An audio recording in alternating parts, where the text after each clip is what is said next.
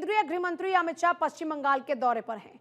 अमित शाह ने कोलकाता में केंद्रीय फोरेंसिक विज्ञान प्रयोगशाला का उद्घाटन किया और इस दौरान उद्घाटन समारोह को संबोधित करते हुए सीएफएसएल का निर्माण 8800 करोड़ की लागत से हुआ इस बात का जिक्र किया। 88 करोड़ की लागत से हुआ इस बात का जिक्र करते उन्होंने कहा, कई राज्यों को साक्ष्य आधारित आपराधिक न्याय प्रणाली विकसित करने में इससे मदद मिलेगी।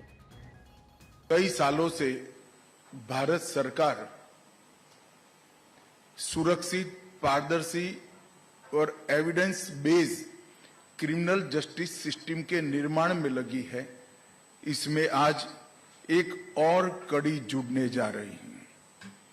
दिखने में तो महज 88 करोड़ की लागत से एफएसएल का निर्माण हुआ है, परंतु इस एफएसएल के सीएफएसएल के माध्यम से पश्चिम बंगाल, झारखंड, बिहार, ओडिशा, असम, सिक्किम और उत्तर पूर्व के सभी राज्यों को evidence based criminal justice system develop करने में एक होलिस्टिक अप्रोच की भूमिका का निर्वहन करने में मदद।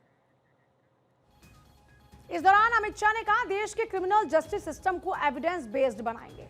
अंग्रेजों के जमाने के कानून खत्म किए, नए भारत में नए कानून समय पर न्याय सुनिश्चित करेंगे। देश भर में फोरेंसिक लैब बनेंगे और अपराधों की जांच में सीएफएसएल अहम रहेगी। उन्होंने कहा कि मोदी सरकार पूरे देश की आपराधिक न्याय प्रणाली को तर्क की जगह एविडेंस बेस्ड बनाएगी, जिससे संदेह की कोई गुंजाइश नहीं रहेगी और शक का लाभ दोषियों को नहीं मिल पाएगा। इससे पीड़ितों को जल्दी ही न्याय मिलेगा।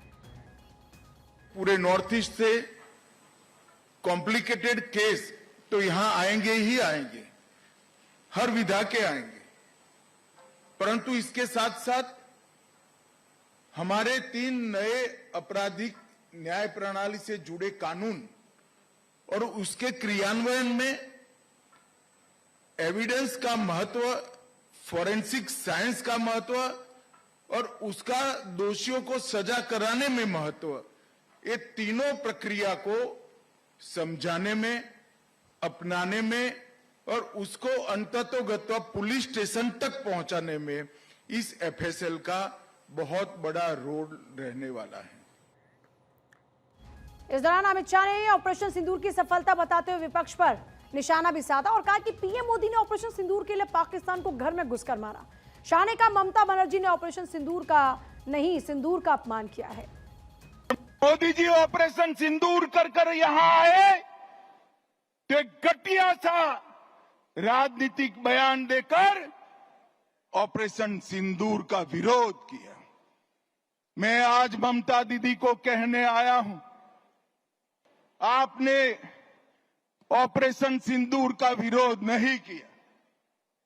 आपने इस देश की करोड़ों माताओं बहनों की भावनाओं के साथ खिलवाड़ किया है, खिलवाड़ किया है।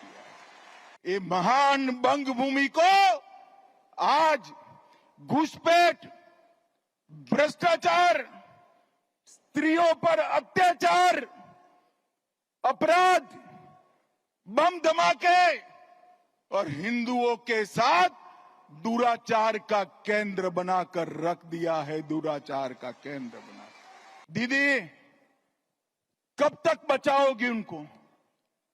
मेरी बात सुन लो, आपका समय अब समाप्त हो गया है। 26 में भारतीय जनता पार्टी की सरकार बनने वाली। हजारों की संख्या में बैठे हुए मेरे मंडल के पदाधिकारियों को ये वादा करना चाहता हूं कि यहां तृणमूल की सरकार जाते ही हमारे कार्यकर्ताओं के हत्या के अपराधियों को जमीन में गाड़ा है तो भी बाहर निकालकर सजा करने का काम करें।